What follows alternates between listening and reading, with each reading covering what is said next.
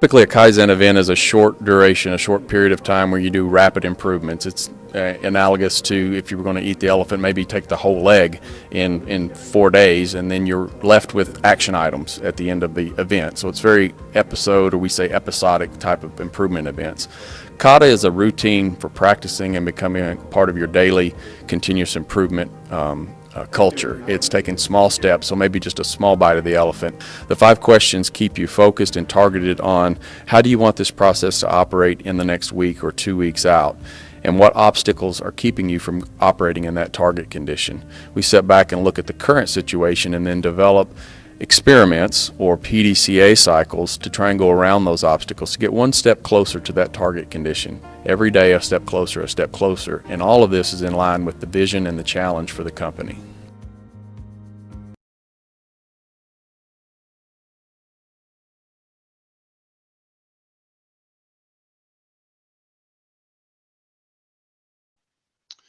Well, good morning, everyone. Today I have Julie Simmons. She's independent as well as with Scott Simmons and Associates. Is that correct? That is correct. Um, I'm the associate. you're the associate part of the organization, right? Exactly. She spent a long career with Northwest HPAC and is semi-retired, I guess now, and still a kata coach, still into helping people, coaching, and into lean. So, Julie, I know you've got a long history of lean and coaching. So, kind of take us back to the first months you discovered Toyota Kata and met Mike Rother. What was that like in those early days? Because you're Generation Zero. I think myself and Steve Medlin are Generation One, but you're right there close when it was first coming out. Yeah, it was so fun. So back in 2005, we had Mike Rother out to deliver kind of an overview session, what we would call an overview session, which is basically just giving a PowerPoint presentation to our consortium. And at that time, we were like, hey, can you come out and do a half day on value stream mapping and maybe another half a day on making materials flow? And he's like, yeah, I can do that. And he came out and on that first session, he said, I'm really working on this kind of new stuff. I'm researching Toyota and I'm learning a lot. And would you guys be interested in sort of hearing my findings and what I'm learning? And I said, yeah, sure, that sounds great. So we had him come out and he did a presentation called Good Systems, Good Thinking. Oh, That was what he originally called it.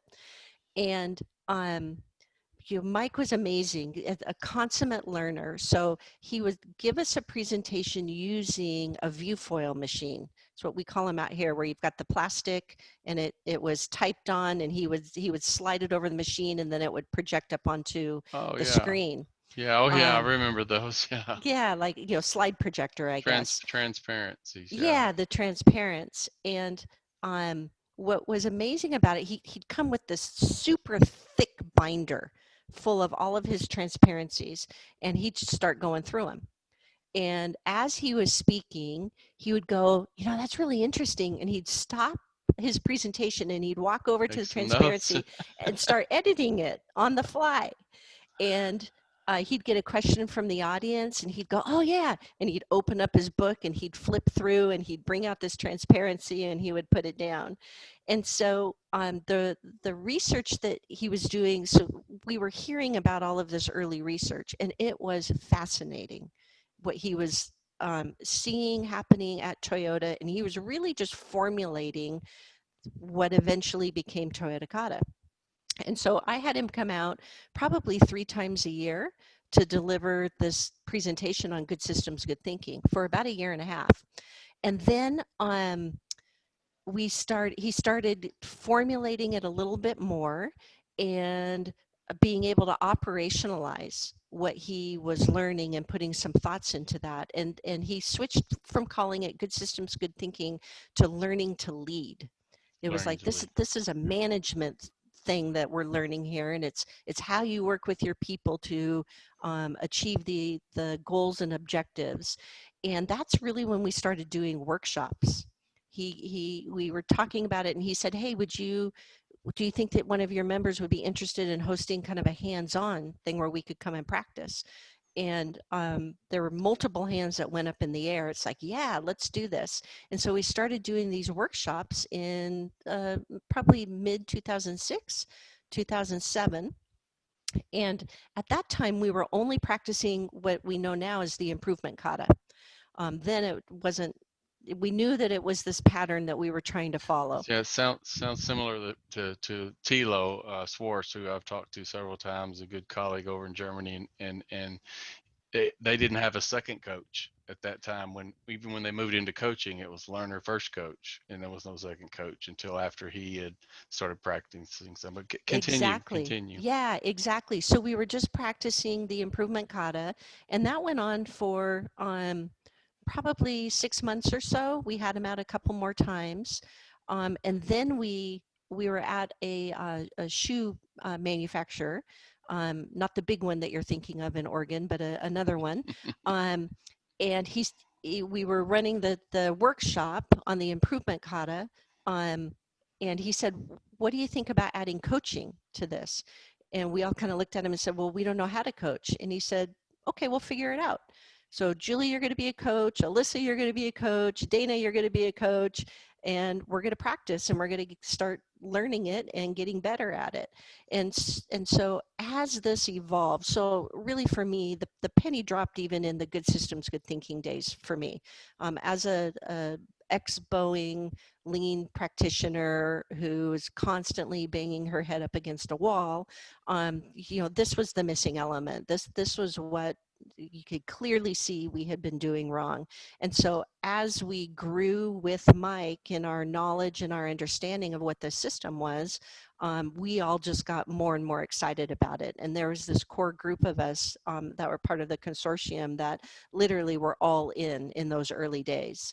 And so it was all about PDCA, major learning, not only for Mike as he was continuing to practice, but also for us as well. Had And he? then another, I'm sorry, oh, that's I hate okay. to interrupt and jumped in, but had he finished his research in Japan at that time? No, he was Was it? still going back. So I could only get him to come out a couple times a year because he was spending time in Germany. He was going back to Japan, going back to Germany because he had some companies he was practicing with there too. Right, right. Um, and so another thing I was going to say about with these workshops, we were at a different company, and the booklets that I would have printed for the workshops were basically the manuals from the presentation day. And we were watching these teams out on the shop floor rifling through this 300-page booklet that probably weighed 5 pounds, trying to get to the current conditions section or the striving section. And Mike and I were walking around as we were checking in on the teams and giving them help. And I said, it'd be really great if we had some type of a little workbook. So we've got the presentation, but then when we do the workshops, if we could have something smaller that would only have the pieces of material that they needed to help them as they are doing this deep dive and practicing this improvement work. And that became the Improvement Kata Handbook Really?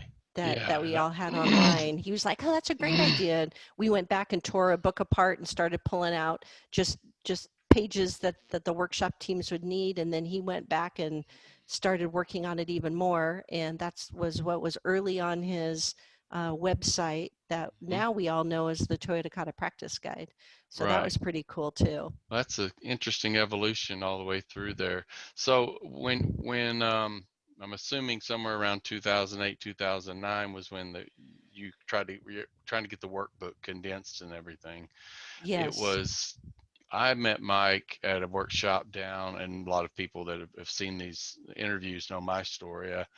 I went down to Carter Blood Care. It's a blood processing place in Fort Worth, and six station centrifuge, and we were studying the people. Listened to Mike the first day, and then study the people the second day. Beth Carrington and W3 Group put on a two-day workshop after that, and that's where I joined in, and the online handbook was already up, but it was constantly developing, and Oh people my in the gosh. community just kept adding, kept adding, kept Yes. adding, and then we grew from like 60 or 75 people to we were out to 300 people. And, by the time, 2012, 2013 or so, when we, first started really editing that workbook, because he was talking about McGraw-Hill wanting him to put out the practice guide Right. eventually.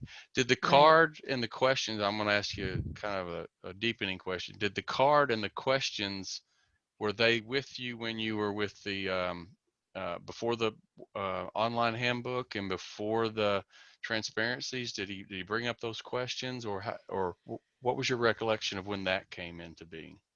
So when we had that first coaching session um, at the shoe manufacturer, I do remember we asked the coaching kata questions, and it was the specific, what's your target condition, what's your current condition. He had gotten that language at that point.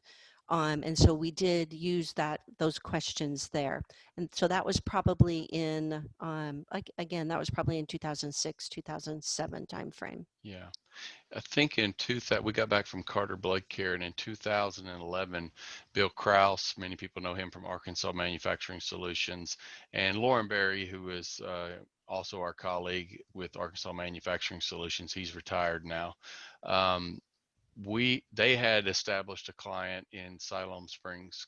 Lazy Boy had a plant, and a pretty good sized plant, and still do in Siloam Springs. It's on the western border, just north of Fort Smith.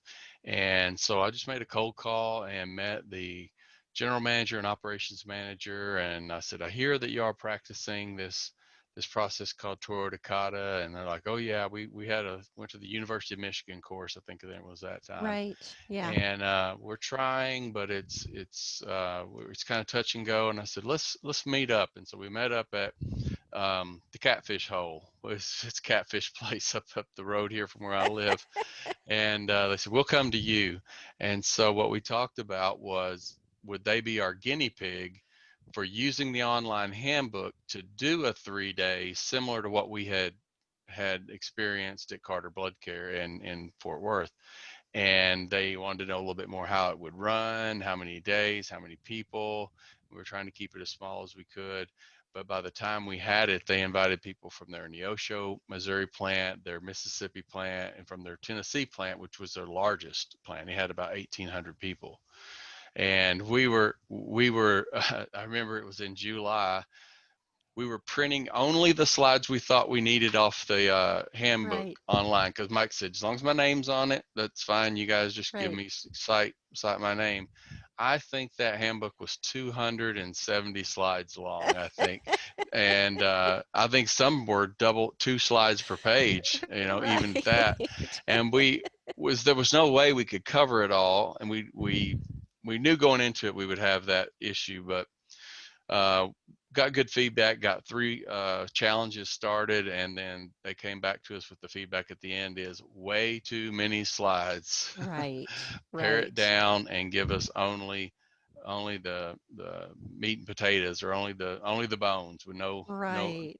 he wants Yeah, the the skeleton. challenge with that was, and it was the same challenge that we had, was that we didn't know it well enough yet ourselves to be able to pare it down. Exactly. That's the same way we were. We didn't know enough to, about it, other than what we were studying and reading and interacting with people like you and others that had been, like I say, Generation Zero. You had been in front of us, and trying to figure out, what are the best ones to use. I remember we had July the 4th was a Saturday. No, it was a Wednesday, and we were just about to finish it, and I think we were out to 250 slides or so. And there was a part of the obstacles, I think it was, and he had his sequence of slides like 7.1, 7.2, all the way out like that was his numbering system. And we just on July 3rd finished them up and said, oh, we'll finish it on Thursday when we get back from the 5th. And there was a section of about 3 slides. Well, when we came back, those 3 slides became 5 slides.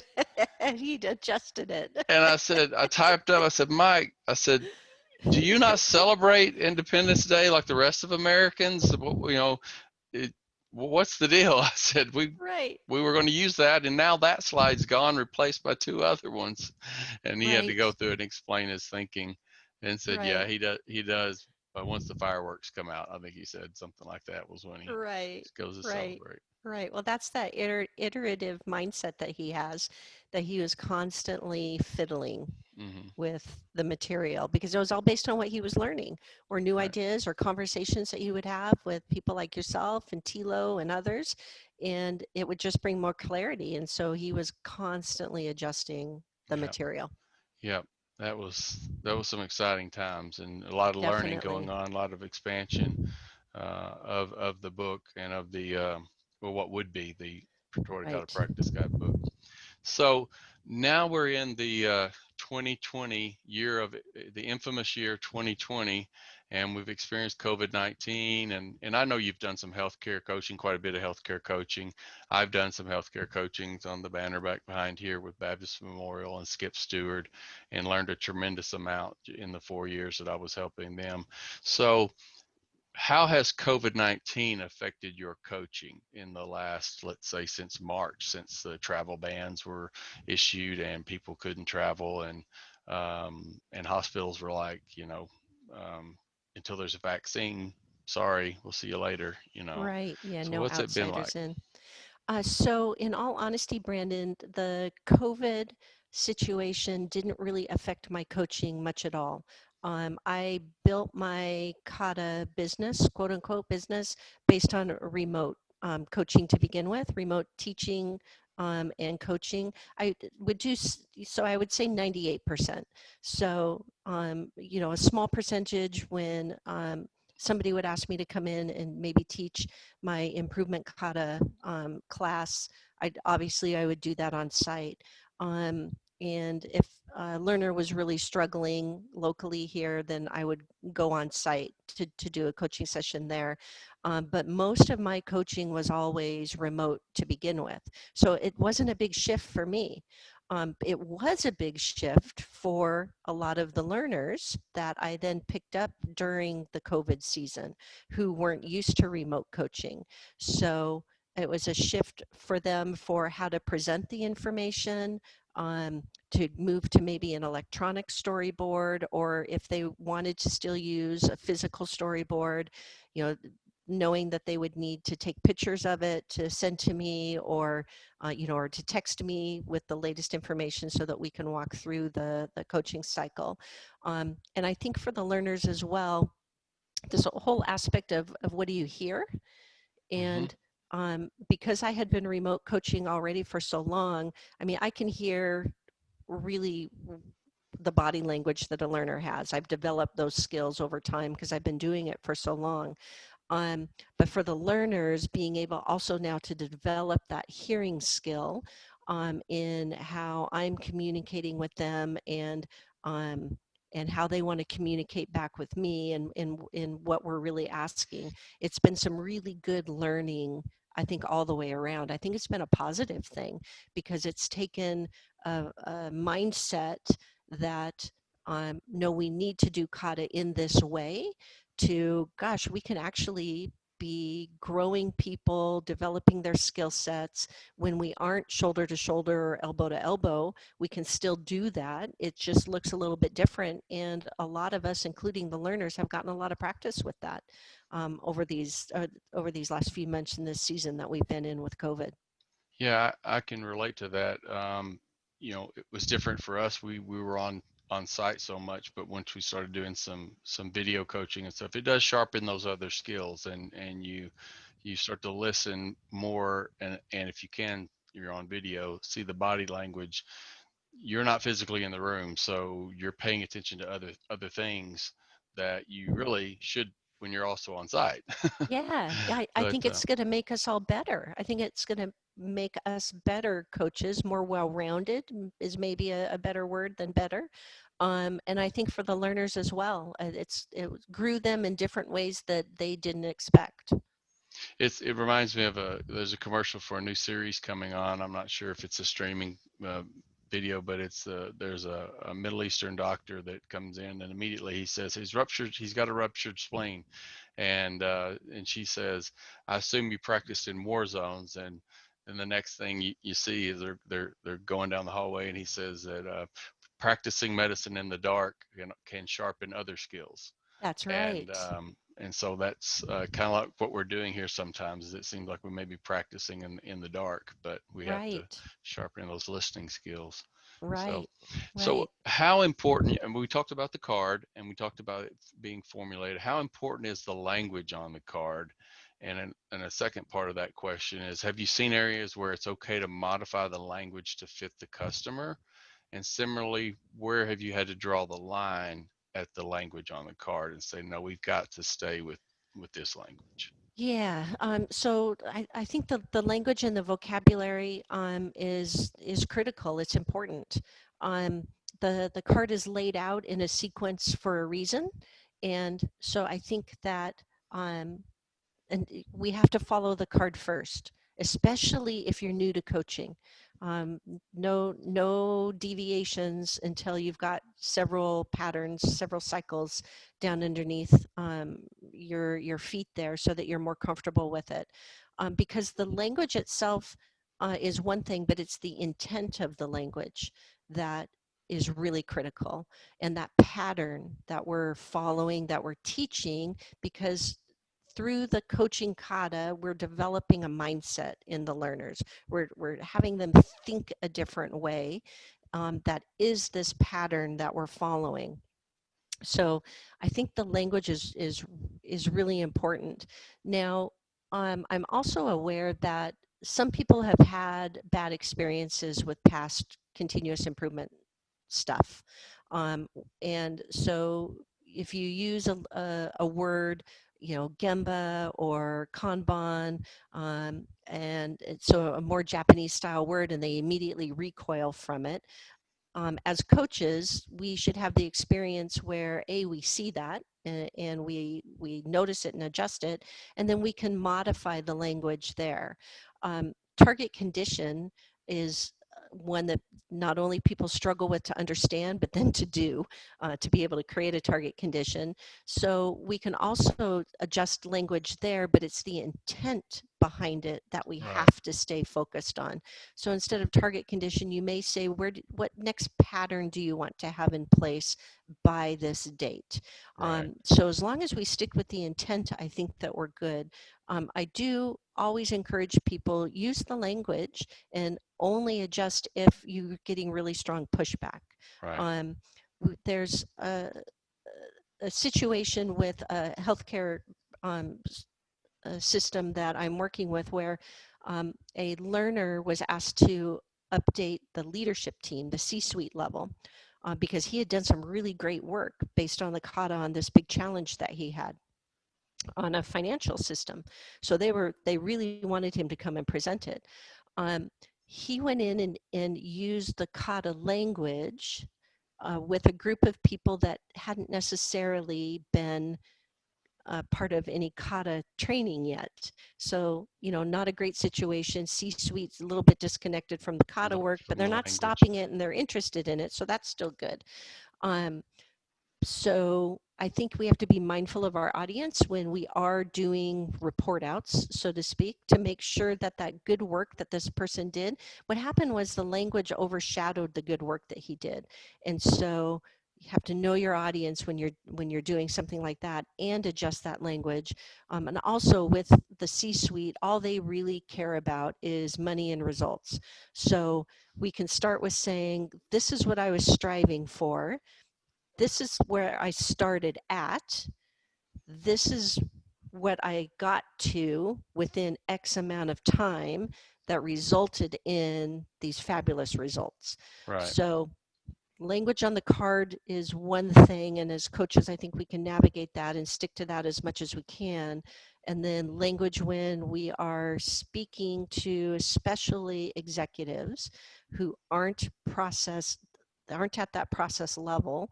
Um, we we really want to be careful of the language that we use there. And you modify it, you meet people where they're at, and you modify it to what makes sense to them, so that they can still see the good work, understand that it was this pattern that got followed with support of a coach, and go, that was fantastic. How can we replicate that? That's what we want to Right. happen, versus making sure that everybody in the organization understands exactly what a target condition is. Right.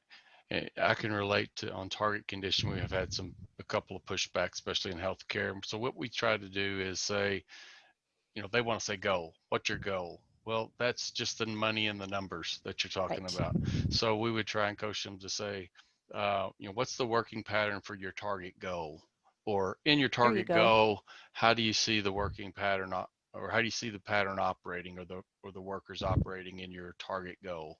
But to keep in mind that this isn't just a number; it is a condition. It has characteristics. It's got some process metrics that control that you see real time. It's got outcome metrics, which is what the executives want to see.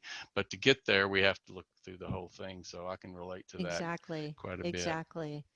Now, I made one slight modification to the 5-question card. The coaching kata card is I added a question 0, to ask what the challenge is. Yeah, I've seen that. I think that that's critically important. When I talked to Mike about it originally, he said, well, it was sort of an embedded intent that, of course, you would all know what the challenge is.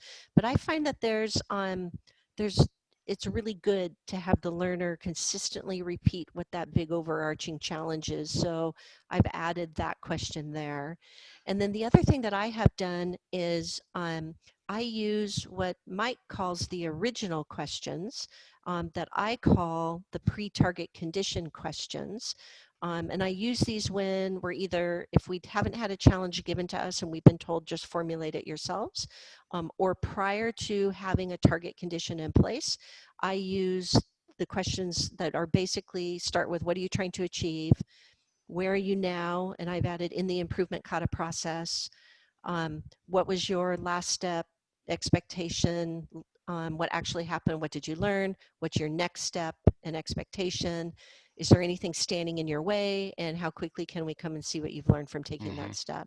So I use those questions when I'm coaching, when a learner doesn't yet have a target condition. And then once they have a target condition, we switch to the 5-question card. Yeah, then is when you start to talk about the language, defining what it is and everything.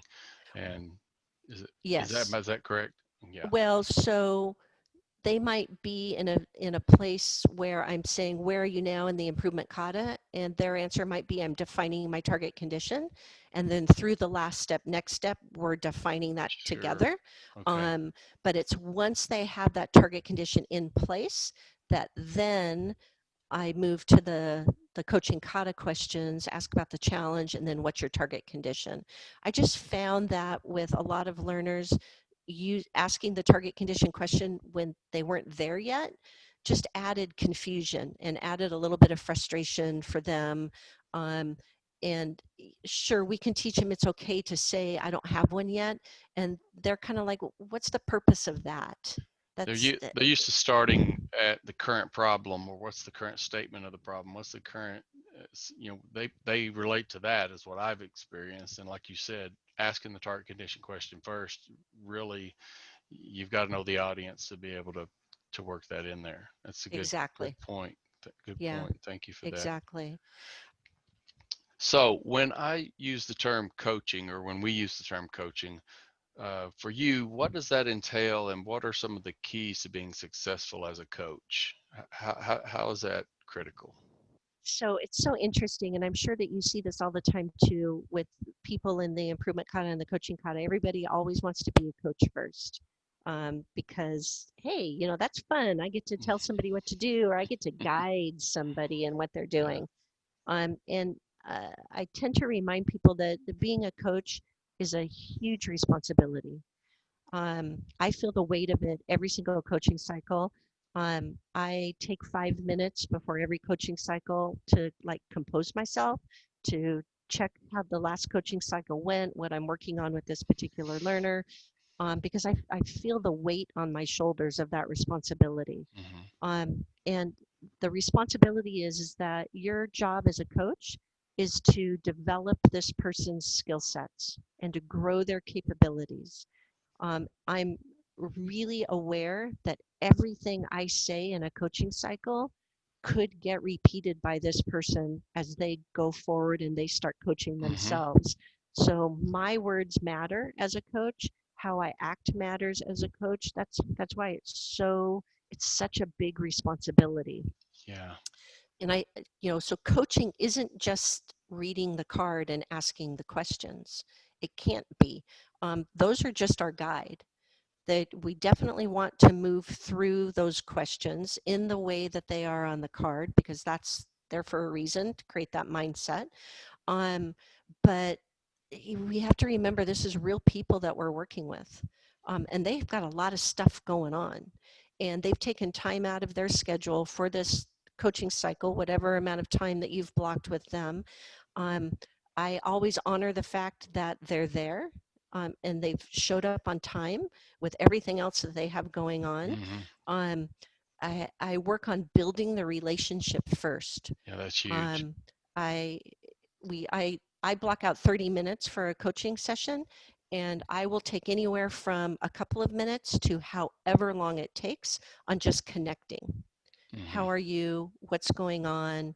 Can be work stuff, it can be personal stuff. Um, Sometimes, especially the higher up you go in the organization, on somebody that you're coaching, the lonelier it is for those folks. Yeah. And so I've coached a couple of VPs where I'm the only person that they can talk to about some stuff because of the political nature, and they can't be seen in a certain light.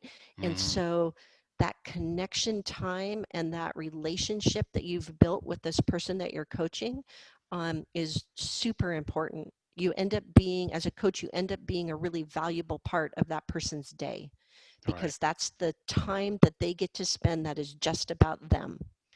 And so build the relationship first. Um, and also this understanding that they have so much going on. As coaches, we have to really be empathetic towards that. Sure. Um, uh, I've, I've, I've picked up the call for a coaching session and said, "Hey, how are you today?" And I met with sobbing because of everything that is going on in that person's life. So we have to have empathy for what they have going on. We have to have empathy for their growth, and that it's a struggle and that it's hard to learn this stuff. It's just like learning a new sport or a musical instrument. It is Yeah. really hard and it can get really frustrating. And so having empathy for where they are at is critically important. And I think also when we're coaching, we have to understand what our role as a coach is, and that is to build the skills and capabilities of the learner by following this pattern of the improvement kata through the use of the coaching kata, um, and ensure that the learners are practicing their role, which is to learn the improvement kata, Exactly. and all of the aspects around that, around their storyboard and all of that kind of stuff, but that they're practicing correctly. And and through the coaching cycle, we can see, by looking at their storyboard, by hearing how they're navigating their way through the coaching cycle, we can ensure that they're doing their tasks in a correct manner. Right. Right. I love that you use the term connect, and I want to swing over here, I think, and get um, a book that we use and we have a online course because it's got, we haven't put it online yet, but we're about just looking to doing that. John Maxwell's, and it's based off his book. Everyone communicates, but few connect. Yes, And so that everything you described, I could probably highlight 50 pages in here yes, on what you yeah, just said. It's so true and yeah. so much part of coaching. And I just learned that through all of the years, and seeing, working with lots of different learners, having that real blessing, with people who really were trying really hard. I think that it occurred to me a couple of years ago now that I needed to be working on my empathy skills. And Hmm. so I put a concerted effort towards really understanding what empathy was and really learning how to navigate with somebody, getting them to express when they're highly emotional, getting them to Right. express the need that isn't being met. And if they can't express it, kind of guessing, poking to see if I can figure out what that need is. Because Right. once you start recognizing people's needs, they feel like they're being heard. They feel Right. like they're being validated. And so really, that's been a growth for me over the last few years, is growing those empathy skills. And I think it's made me a better coach all the way around. Absolutely. Absolutely. Well, are there any final thoughts or advice that you would share with our audience as we close this interview and podcast out, just from the beginning all the way through? Is there anything we didn't cover that you'd like to share? There's lots of stuff we didn't cover, but we don't have that much time. I think for me, as I reflected back, getting ready for this really special time with you, Brandon, was that as a learner and as a coach, and I'm constantly moving between those two, it's because we're never there. I never feel like um, I've mastered it. There's always something that comes out of left field that makes me go, okay, Sure. wait, I need to stop and think about this for a second. Yeah, So absolutely. I think that if you're a learner, if you're a coach, no matter how seasoned you are, um, think about whether you think that you're there or not. Because I certainly don't think that I'm there. I think that I'm always learning. I'm always honing my skills. I try to always have a growth mindset, never think that Hmm. I just have the answer. Um, because once I move to a fixed mindset, then all growth stops, everything Right. stops. So that's why I'm always so interested to speak to people like you and Beth Carrington and Mark Rosenthal and Tracy Defoe and all of these great people that are part of the Kata community, Hmm. because we all bring in these different aspects, and there's always something to learn from someone. Absolutely. So have a growth mindset. And then I'd also say that, especially if you're coaching, to remember what your purpose as a coach is. Um, the purpose of the improvement kata and the coaching kata is to build people's skills and capabilities while they're achieving extraordinary results. Right. So it's in that order for a reason. We're working with people to build their skills, to build their capabilities. Um, and we're showing that off as they hit these big gnarly problems. They take care of them inside their company. They hit the priorities, the objectives that leadership really needs them to work on. We got to keep our businesses going, so we need to be working on important work, and the improvement kata and the coaching kata just help us get there. And that the notion of putting people first, their skills and capabilities first, just fits in with what Scott and I believe with our company. And our logo is C squared V, and that stands for challenged, creative, and valued. Because we believe that every person needs to be challenged. So, hey, improvement kata with the challenge. We believe that every person needs to be creative. So, hey, awesome. Target conditions, PDCA steps, experiments, allows people to really express their creativity. And then as they're making progress, as they're achieving those results, the value that they feel from being able to solve a problem that everybody knows has been out there for years, their value just rises exponentially. And so the improvement kata and the coaching kata just fit with that for us. And so it's just amazing. It's amazing the Yeah. development that you see with people that when you're working with them. That's a excellent. Um, I guess it would be an acrostic or something. Is that that's the right word for that? The C squared V. Yeah. But that's so true. And yeah, Julie, I just want to thank you for coming on and really giving us a lot of the backstory from 2005 and helping us that are practicing now 15 years later.